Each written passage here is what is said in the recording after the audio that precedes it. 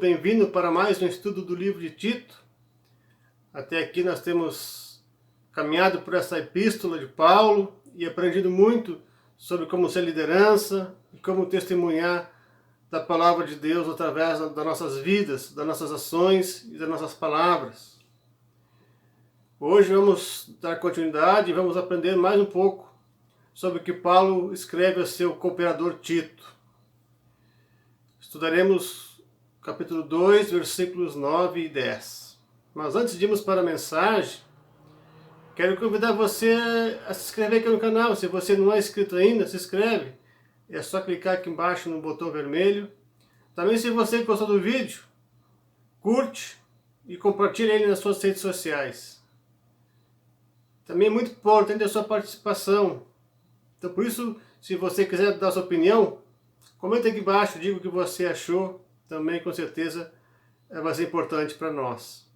E se você não ativou o sininho da notificação do YouTube, é só clicar no sininho aqui embaixo, para que toda vez que eu colocar um vídeo novo aqui no YouTube, você fique sabendo em primeira mão, pois o YouTube vai te avisar. Então, você logo vai poder ver o vídeo. Tá certo? Então vamos à leitura do texto de hoje, que é Tito capítulo 2, versículos 9 e 10. Quanto aos servos, que sejam em tudo obedientes ao seu Senhor, dando-lhe motivo de satisfação, não sejam respondões. Não furtem, pelo contrário, deem prova de toda a fidelidade, a fim de ornarem em todas as coisas a doutrina de Deus, nosso Salvador. Até aqui a leitura. Até aqui no capítulo 2, vimos o apóstolo Paulo orientar vários grupos pertencentes à igreja de Creta. Como já disse nos vídeos anteriores, são orientações gerais. Dentre esses grupos estão os homens e as mulheres idosas, as mulheres recém-casadas e os jovens. Todos deveriam ser instruídos na sã doutrina de Cristo, para que a palavra de Deus não fosse difamada e que o ensino sobre Deus se tornasse conhecido e atraente. Todas essas orientações tinham como objetivos o bom testemunho do Evangelho e uma ação missionária para que mais pessoas fossem alcançadas pela palavra de Deus através do bom testemunho dos cristãos da ilha de Creta. Depois de Paulo dar orientações a todos esses grupos, agora chega a vez de Paulo orientar os servos. E aqui é bom explicar que a palavra servo foi a tradução que os tradutores da Bíblia, principalmente da Almeida, deram. Mas se nós formos no grego, a palavra correta seria escravo, né? Então, Paulo vai orientar os escravos daquela época a como testemunhar o Evangelho, já que havia muitos escravos cristãos na sociedade do primeiro século. Eles eram em grande número naquela sociedade. Das diversas referências do Novo Testamento, podemos deduzir que também o número de integrantes desses escravos que pertenciam à igreja primitiva também era considerável. Os escravos, eles chegavam a essa condição por duas formas. Ou por captura, quando eles eram capturados por um povo, o povo que era capturado, ele acabava se tornando escravo do seu dominador. E a outra forma é quando alguém se endividava muito, então não tinha como pagar aquela dívida, então ele se vendia como escravo para um senhor, para que a dívida fosse paga. Então, eram as formas mais conhecidas de que as pessoas podiam se tornar escravas. Então, mesmo assim, nós sabíamos que naquela época tinha vários e vários escravos. Só para ter uma ideia, no Império Romano, se estimava que tinha cerca de 100 milhões de escravos. Era muita gente. A orientação que Paulo dá aqui é que eles devem ser em tudo obedientes ao seu Senhor, dando-lhe motivo de satisfação, que não sejam respondões e que não furtem. Essa orientação tem um firme propósito de evangelização e missão, pois anima e encoraja para que a vida do escravo em tudo recomende a doutrina ou o ensino de Deus, nosso Salvador. A escravização de pessoas por outras pessoas é um triste fato da história da humanidade. Na atualidade, infelizmente, ainda encontramos relatos de que, em alguns lugares, de forma escondida, ainda há pessoas escravizadas. A boa notícia que a carta de Tito nos traz é que, embora as pessoas que receberam essas orientações eram escravas na sociedade da época, agora elas não eram mais escravas do pecado, mas de outro Senhor. Elas eram escravas de Cristo, como o próprio apóstolo Paulo se auto-intitula em Romanos 1:1. O Senhor delas não é mais o Senhor deste mundo, mas o Senhor da eternidade, o nosso Senhor que morreu na cruz e que comprou a nós por alto preço, através do seu sangue. No centro das instruções do apóstolo Paulo está todo o cuidado pastoral que aqueles crentes precisavam, pois uma vez que o escravo fazia parte da família de seu dono, a sua condição social e a vida sob o jugo da escravidão era sentida por vários deles como incompatível com a fé cristã. Os escravos não tinham direitos civis e nem religiosos. Não tinham acesso às reuniões cultuais dos grupos religiosos também.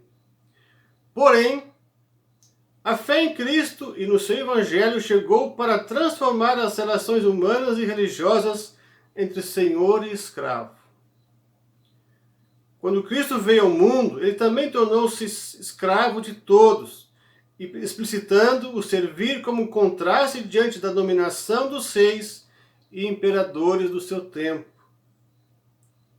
Na passagem de Marcos 10, 42 e 45, nós encontramos uma referência sobre isso. O apóstolo Paulo também se tornou espontaneamente escravo de todos, e como livre cidadão romano, chamou a si mesmo de escravo de Cristo. E além de Romanos 1:1, também encontramos passagens em 1 Coríntios 9:19 e Filipenses 1:1 que falam deste assunto. Um jugo estranho e a sujeição a um poder de ocupação por um senhor de escravos eram sentidos de forma dura. No entanto, Jesus Cristo nos convida para uma comunhão de jugo com Ele e de forma espontânea. Seu jugo não é duro, porque a pessoa que se confia a Ele experimenta amor e consideração e aprende a ser humano. Suportar um trabalho escravo certamente não é coisa fácil quando não se tem a perspectiva e o conhecimento do Evangelho de Cristo. Mas, a partir do momento quando somos atingidos pela graça de Cristo, a nossa vida é transformada e aprendemos que o próprio Filho de Deus suportou coisas piores que uma escravidão para nos dar a redenção. Além disso, nos momentos de aflição e dificuldades por causa da situação em que os escravos se encontravam, eles, assim como nós, podemos recorrer àquele que disse: "Vinde a mim todos que estáis cansados e sobrecarregados, e eu vos aliviarei. Tomai sobre vós o meu jugo, e aprendei de mim, porque sou manso e humilde de coração. E achareis descanso para a vossa alma, porque o meu jugo é suave e o meu fardo é leve." Mateus 11, versículos 28 a 30. Tanto a salvação conquistada por Cristo na cruz, como o seu consolo e descanso para a alma, dão uma nova perspectiva para o crente, não só para essa vida, mas principalmente para a eternidade. Saber que Cristo me compreende por ter passado momentos mais difíceis para morrer na cruz e nos salvar, e que a vida aqui neste mundo passa e é uma eternidade nos esperando, nos traz consolo e esperança. Pois não estamos sozinhos. O próprio Cristo prometeu que estaria conosco sempre, conforme sua promessa em Mateus 28:20. E eis que estou convosco todos os dias, até a consumação do século. Depois do chamado à obediência e conscientes da salvação e do cuidado de Cristo para com todos, os escravos estão prontos para seguir seu propósito missionário de, através da obediência aos seus senhores e da vivência plena do Evangelho no seu trabalho, testemunhar de Cristo.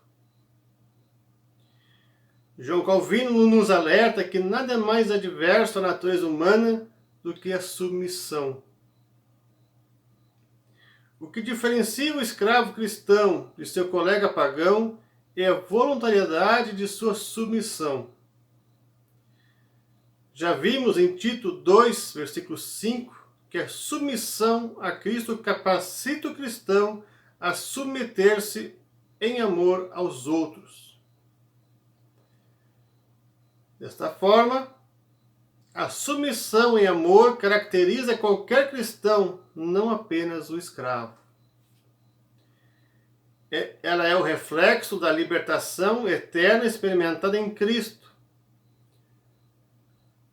Como esta liberdade jamais é anulada por qualquer domínio humano, como a gente pode ver em Romanos 8, 27 a 29, os cristãos podiam até continuar na condição de escravos. Suas atitudes, no entanto, precisavam refletir a novidade de vida que Deus lhes concedeu por meio da fé em Cristo. Mesmo em meio a uma situação adversa de opressão e amargura, os escravos são chamados pelo Evangelho a agir de forma coerente com o mesmo. Depois de chegarem à fé em Cristo, os escravos não mais precisam viver em meio ao pecado como viviam anteriormente. Paulo orienta que em tudo eles devem dar testemunho de Cristo. É a mesma orientação que Paulo dá aos escravos da igreja de Colossos, lá em Colossenses 3, 22. Segundo a tradução da NVI, o texto de lá diz o seguinte: escravos, obedeçam em tudo a seus senhores terrenos, não somente para agradar os homens quando eles estão observando, mas com sinceridade de coração, pelo fato de vocês temerem ao Senhor. O fato do escravo obedecer ao seu dono, o seu senhor, era algo que deveria refletir a obediência que o escravo tem a Deus, que é o seu senhor maior. E mesmo quando o seu dono não estivesse vendo as suas ações, eles deveriam ser fiel. E eles seriam fiel depois de chegar a Cristo porque eles temem a Deus. Por isso, eles deveriam ser, e eles vão ser assim. E todo aquele que teme a Deus sempre fará um bom serviço, um bom trabalho, porque ele quer agradar não somente o seu patrão, mas principalmente o Senhor do céu.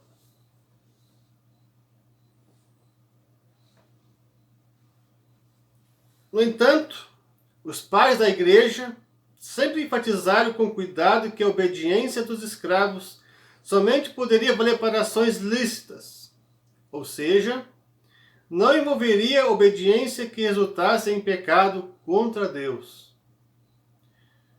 Pois agora, embora eles tivessem um senhor terreno, que era o seu dono, eles a partir da fé passaram a pertencer a outro senhor, infinitamente mais poderoso e amoroso que os senhores terrenos. Agora os escravos pertencem àquele que os comprou com seu próprio sangue.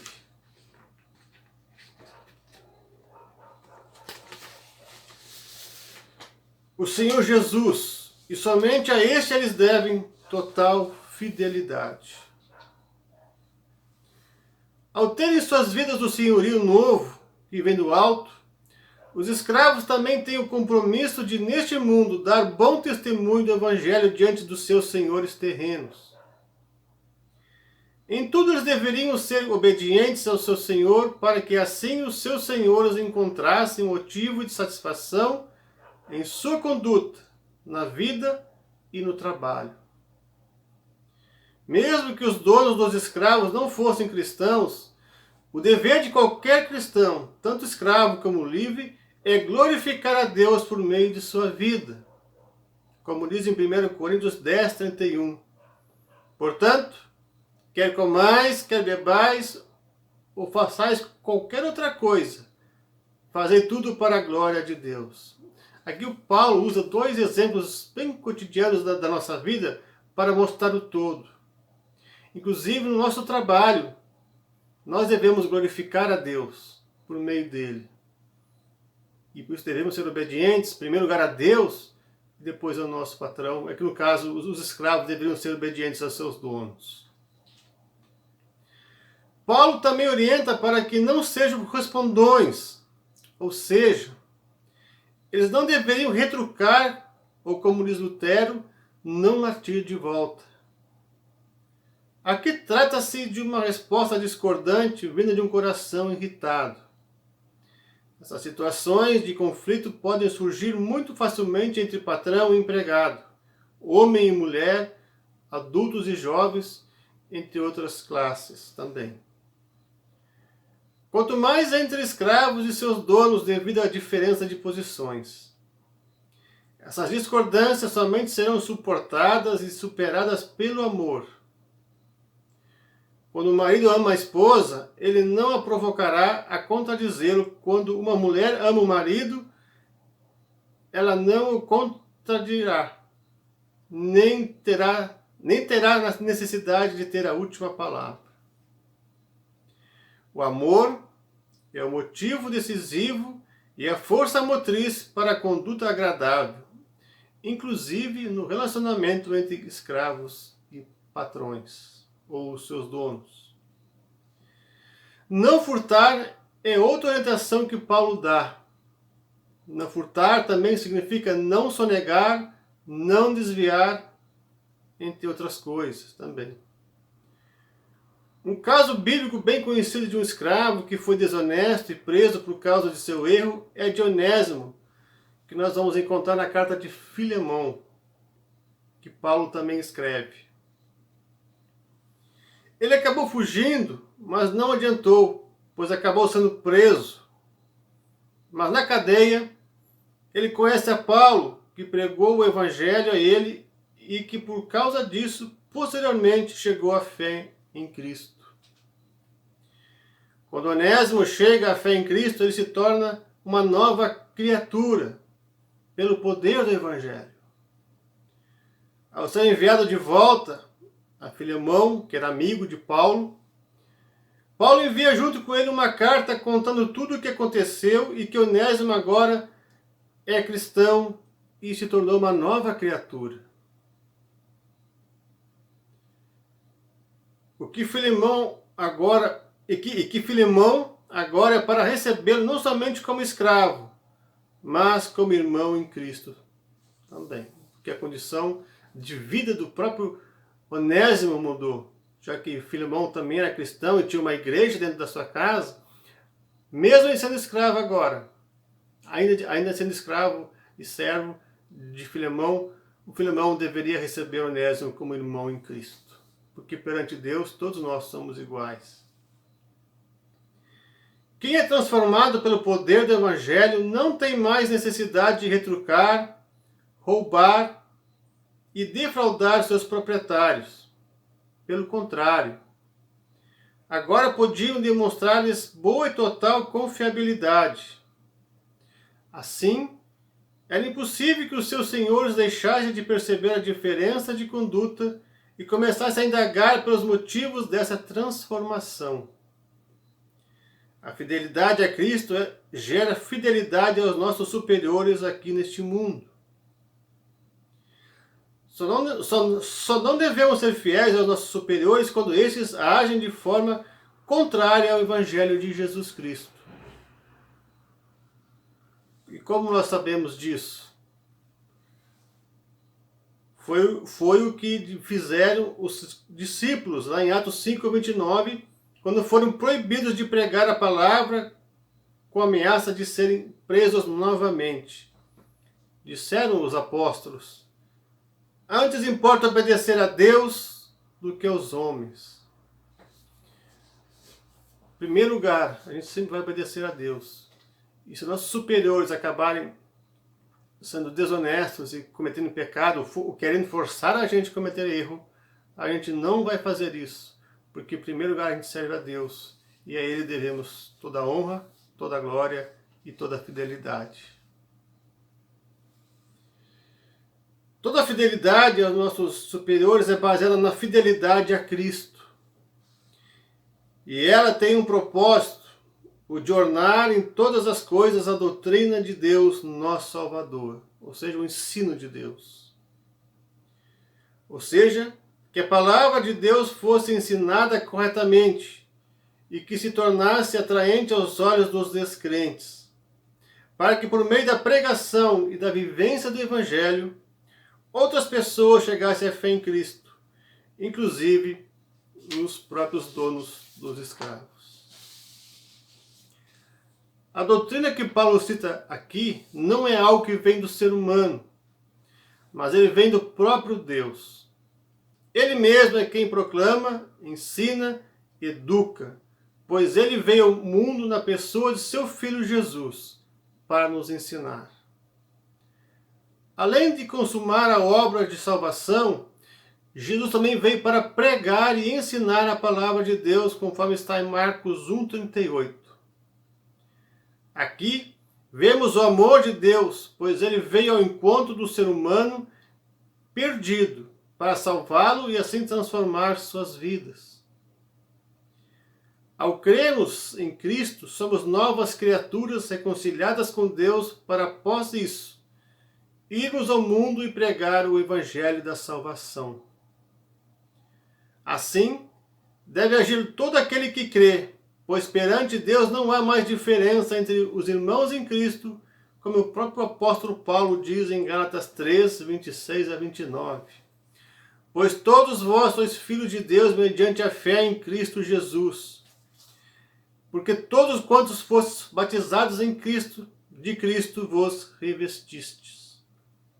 Dessarte, não pode haver judeu, nem grego, nem escravo, nem liberto, nem homem, nem mulher, porque todos vós sois um em Cristo Jesus. E se sois de Cristo, também sois descendentes de Abraão e herdeiros segundo a promessa.